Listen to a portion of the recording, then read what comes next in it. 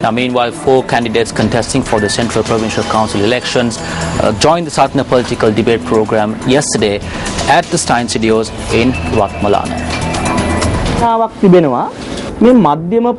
There is an allegation that a father and son political system or family politics have entered this provincial council. Do you accept this? Father and son politics dates back to the beginning of politics in this country and the world. This system operates within the democratic political framework of this country. Irrelevant whether the father engages in politics or not, the son has the right to enter and engage in politics if he is talented. However, if the son is using the father to obtain political mileage, then that is wrong. Under the alliance, you were unable to fulfill the expectations of the Muslim community? I was not unable to fulfill it. I did everything necessary for the people while I was in the provincial council. Then why are you contesting under the SLMC ticket instead of the alliance? The Muslims are not prepared to vote for the alliance at this juncture. Because of the issues among ethnicities that is prevalent in the country today, the Muslims refuse to vote for the government. I am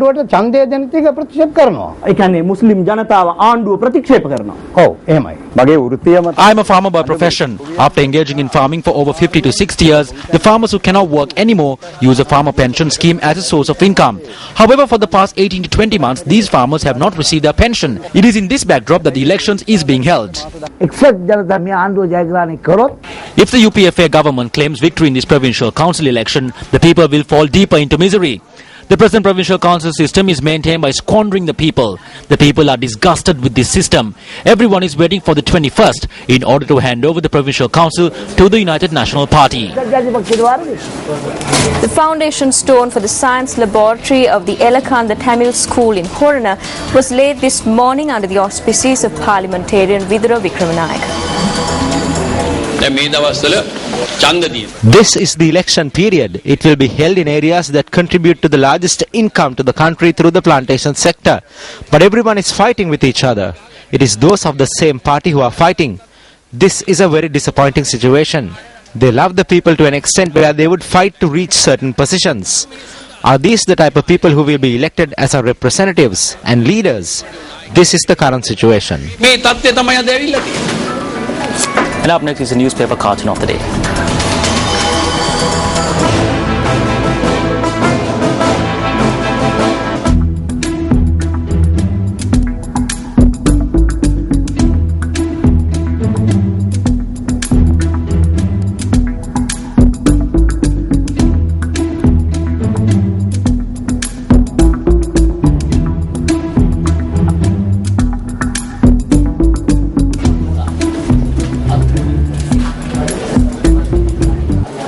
$100 kilograms of TNT explosives have been discovered in a lorry that was impounded in 1996 by the police and held at the Kotena police. The lorry was taken into custody 17 years ago based on a tip-off received by the OIC of the Kotena police. On the 12th of February 1996, the bomb disposal unit had inspected the lorry in question and had found 75.5 kilograms of TNT in 6 boxes concealed in the fuel tank of the lorry. When measures were taken to move the lorry to another location, several boxes containing TNT that were inside the chassis of the lorry had fallen out. 8 boxes containing 100 kilograms of TNT were discovered after the lorry was searched again by the police. A communique issued by the police reads that courts will be briefed on the findings and steps will be taken to destroy the explosives. Well, on business news tonight, the National Savings Bank has acquired a sum of $750 million from the sale of bonds to the international financial market. The Central Bank of Sri Lanka knows that the ability to obtain money amidst challenges in the international market confirms the trust placed by foreign investors on banks in the island. The bond attracted a $2.3 billion order book that allowed the issuer to increase to a $750 million from the earlier $500 million. The 5-year bond from the National Savings Bank was priced to yield 8.87%. Deputy Governor of the Central Bank, Dr. P. Nandalal Veerasinghe, commented on the inflows from a bond sale by a state-owned bank. National Savings Bank has gone to the international markets to raise $500 million by issuance of a bond. Now, as a result, instead of $500 million, NSB has been able to raise $750 million. confirms the confidence international investors place on Sri Lankan banks and on Sri Lanka. So that's why even during this kind of some kind of challenging situation in international markets, when they requested $500 million, investors were willing to place more than $2.5 billion, out of which NSP has already raised $750 million from international markets. So the economic benefits, if we consider the economic benefits of this kind of external financing, this is one of the instruments that any country can raise external finance. Welcome back. Fire and rescue services remain vigilant 24 hours a day to ensure the safety of the ones in danger. That's right, Stephanie. Now, the following report is of a special act of valor performed by the Department of Fire and Rescue. Officers of the Colombo Fire and Rescue Department rushed to Nava Mouth this morning in a bid to rescue a life. However, this was not to save the life of a human. A fire truck was dispatched to the location to rescue a crow that was entangled to a string of a kite. The rescue effort lasted less than half an hour. This is your Primetime News Bulletin at 9. Up next is Action TV.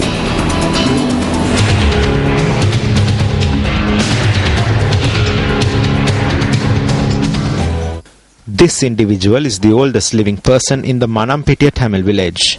He has been safeguarding documents pertaining to his land that would bear testament to the future generation that land belonging to him was snatched by the Mahavali Rapid Development Project. Lands belonging to the Tamil families who settled here by way of land deeds given by the British in 1880 were taken over in 1982 by the Mahavali Authority, promising that the land will be returned to the settlers after development. However, the 250 Tamil families whose lands were taken over, only 16 families have been given half an acre of developed land and 2 acres of paddy land. The remaining families were only given quarter of an acre of dry land. On the 21st of June 2008, Action TV revealed that all remaining plots of land in this area were provided to individuals attached to the Dimbulagala Divisional Secretariat, the Sri Lanka Mahavali Authority and the Department of Railways. Following the Action TV revelation, the then Minister of State Administration cancelled the distribution of these lands. During this period, the families of the original settlers resided in quarter of an acre plot of land that were presented to their parents in 1983. On the 8th of May last year, Action TV revealed that rather than distributing the plots of land among families of the original settlers in the area that were taken over under the instruction of a minister, the lands were distributed amongst area politicians and their relatives under the guise of development. Action TV revealed attempts made to fill 240 purchases of land that was provided to a brother of a minister. Although attempts to fill that land were halted after the Action TV revelation, the process of filling the land had begun once again after plans for a fuel station were presented. The land problem has incidentally added fuel to the myriad of social issues affecting the poverty-stricken people residing in the Manampitiya Tamil village. One such issue is the increase in child marriages. We have nothing to give. We have no way of even building a house. Because they have no jobs, we give them in marriage at a young age. There is nothing left for them. Shouldn't lessons be learned from the Manampitiya Tamil village itself, where lives depend on the land? Shouldn't the issue in Manampitiya be resolved? Minister of Land and Land Development, this is over to you.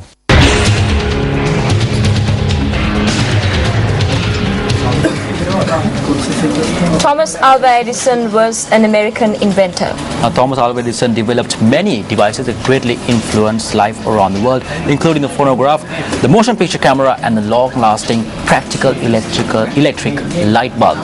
Tonight on Words of Wisdom, we feature the words of this great inventor. Our greatest weakness lies in giving up. The most certain way to succeed is always to try just one more time. Thomas Alva Edison, inventor.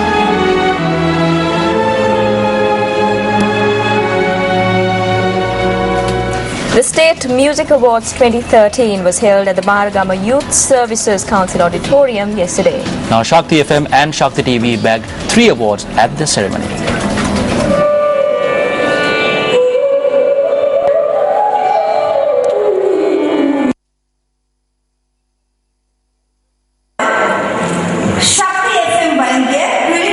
The song titled Kurunage from the album Mugavari, produced by Shakti FM, won the award for the best song of the year.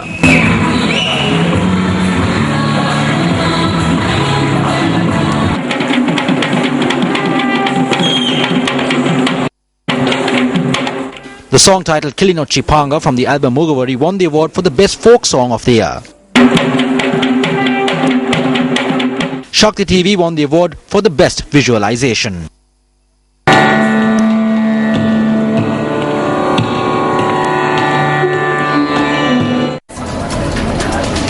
Well, making international headlines this evening, an Indian court today ordered the hanging of 4 men involved in the gang rape and murder of a student in the capital Delhi. A crime of savagery triggered furious protests across India and ran national debate about violence against women. The judge who convicted the men of gang rape and cold-blooded murder rejected the pleas of the lawyers for a lighter sentence. One of the 5 men arrested in connection with the attack committed suicide in prison in March, while the teenager was sentenced to 3 years in a reformatory last month, the maximum sentence that can be given to juveniles under Indian law. The woman, a 23-year-old trainee physiotherapist, and a male friend were lured onto a bus by 5 men and a teenager. The woman was then repeatedly raped and tortured with a metal bar. Her injuries were so severe that she died 2 weeks later.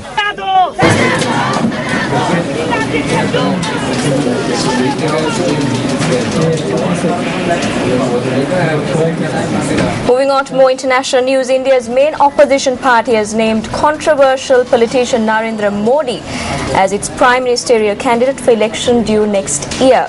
Modi, who has been chief minister of the Gujarati state since 2001, has long been seen as a rising star of the Hindu National Bharatiya Janata Party. Now, in June, he was chosen to lead the party's campaign for the election, but he's also accused of doing little to stop anti-Muslim riots in 2002, which left more than 1,000 dead, allegations he has always denied.